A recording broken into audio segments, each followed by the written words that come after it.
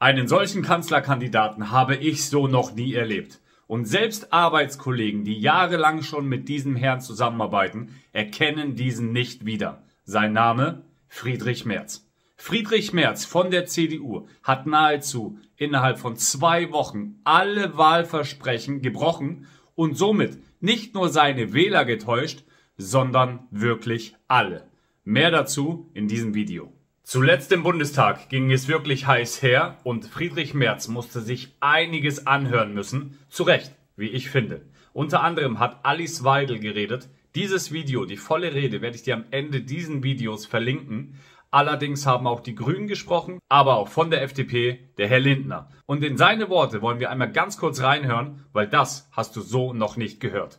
Heute haben wir bei Friedrich Merz eine vollkommen andere wirtschaftspolitische Ausrichtung gehört und zugleich eine möglicherweise unbeabsichtigte Form der Komik erlebt. Sie hier vorne in der ersten Reihe. Wer sind Sie und was haben Sie mit Friedrich Merz gemacht? Fast drei Jahre habe ich mich als Finanzminister solchen Ansinnen von SPD und Grünen entgegengestellt. Auch daran ist am Ende die Ampelkoalition gescheitert. Die Merz-Union hat nicht einmal 2 Wochen durchgehalten. Die Charakterfrage der Politik ist doch diese: Opfert man Ämter wegen seiner Überzeugungen oder opfert man seine Überzeugungen für Ämter? Dies ein kleiner Ausschnitt von dem Herrn Lindner von der FDP. Lass mir mal auch deine Meinung dazu da. Und so wie sich das anhört, eher das Zweite. Er opfert alles. Hauptsache Friedrich Merz wird Kanzler. Einige aus der Community haben schon geschrieben, dieser Typ geht über Leichen. Hauptsache ihm geht's gut und Hauptsache er bekommt die Möglichkeit, jetzt einmal in Deutschland das Sagen zu haben als Bundeskanzler. Ich glaube, wenn es so weitergeht, wird es innerhalb der nächsten Tage noch so heiß zugehen, dass er es vielleicht dann doch nicht wird. Aber dazu werden wir hier weiter dranbleiben. Dementsprechend vergiss nicht, hier diesen Kanal zu abonnieren. Einen Daumen jetzt schon mal gerne nach oben dazulassen. Und wir wollen jetzt einmal den Herrn Jörges bei der Welt hören, weil das habe ich so im TV noch nie gehört. Das musst du dir wirklich mal reinziehen und genau zuhören, was er über diesen Herrn Merz berichtet. Das ist wirklich heftig. Handwerkliche Fehler, die Friedrich Merz da unterlaufen sind, oder ist es das fehlende politische Gespür? Bei der Migration ist man zu weit auf die SPD offenbar eingegangen, zumindest sieht die SPD das so. Beim Thema Geld, da ist man jetzt auf die Grünen angewiesen. War das alles wirklich klug geplant vom Anfang an? Nein, das war ein ganz erbärmliches politisches Management, was ein ganz schlechtes Licht auf diesen angeblichen künftigen Kanzler wird. Mir wird schon ganz schlecht, wenn ich dann denke, falls der es wird, wie der dann weiter regiert, das geht dann so weiter. Das ist eben ein durch und durch prinzipienloser Mann. Der führt Wahlkampf mit der Schuldenbremse, kommt aus dem Wahlkampf raus, kommt um die Ecke und hat das größte Schuldenprogramm aller Zeiten auf die Schulter gelegt und erzählt uns, dass das dringend notwendig ist, sonst habe er nie anders gewollt. Das ist, ich weiß gar nicht, was die Leute davon halten sollen. Das zertrümmert doch Vertrauen in die Politik. Es gibt ja nicht mehr viele in der Politik, die noch Vertrauen genießen. Er ist es nicht mehr. Er hat sein Pulver schon verschossen. Er ist der Schuldenmerz. Da kommt er nicht mehr von weg. Und die Grünen haben ja recht, dass sie da nicht so ohne weiteres mitmachen. Und ich hoffe, dass Sie sich auch nicht darauf einlassen, das Riesenpaket, ihr nennt es ja zu Recht in eurem Sender Schuldenorgie, dass Sie diese, guter Begriff, dass Sie diese Schuldenorgie nicht einfach abnicken. Was, wenn diese Schulden... Wahnsinn! Also ich finde das so krass, wenn ich nicht wüsste, um wen es sich handelt. Ey, das ist ein Betrüger, lass die Finger von dem Typen, mach mit dem keine Geschäfte, würde ich dem meinen Kollegen empfehlen. Wenn der mir über einen Typen sowas berichtet, Schuldenmerz, der ist es prinziplos und vieles mehr, was er erzählt. Ey, das ist doch Wahnsinn, Leute. Wahnsinn.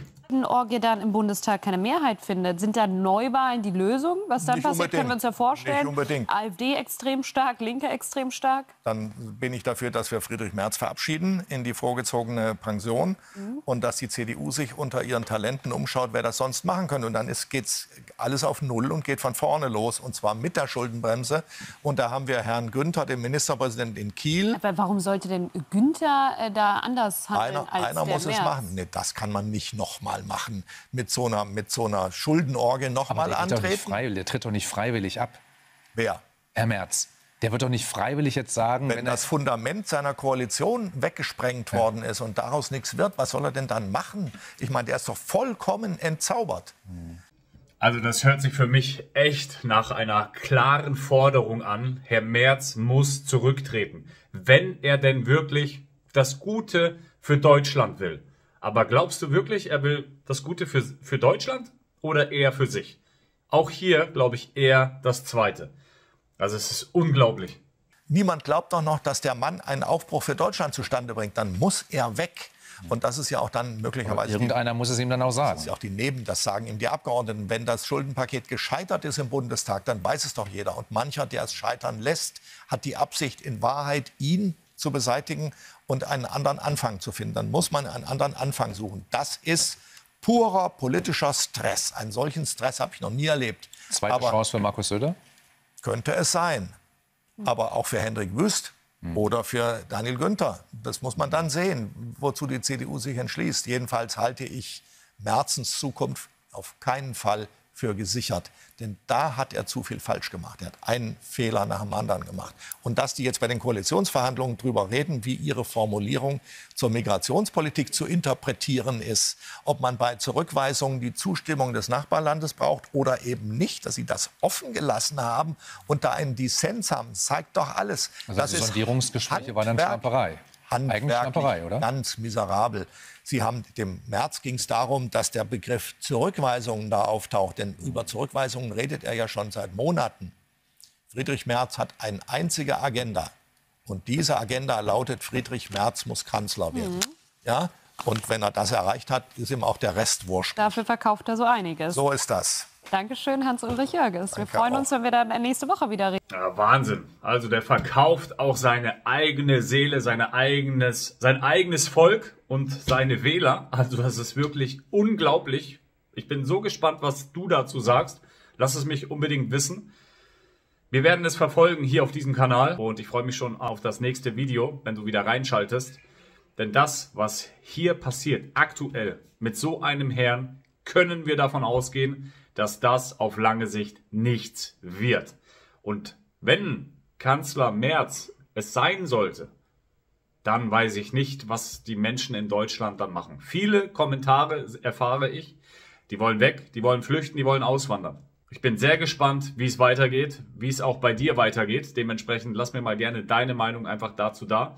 Und wir werden das Ganze verfolgen. Lasst dem Video spätestens jetzt einen Daumen nach oben da, ein kostenloses Abo, die Glocke aktivieren nicht vergessen, damit du kein Video mehr verpasst.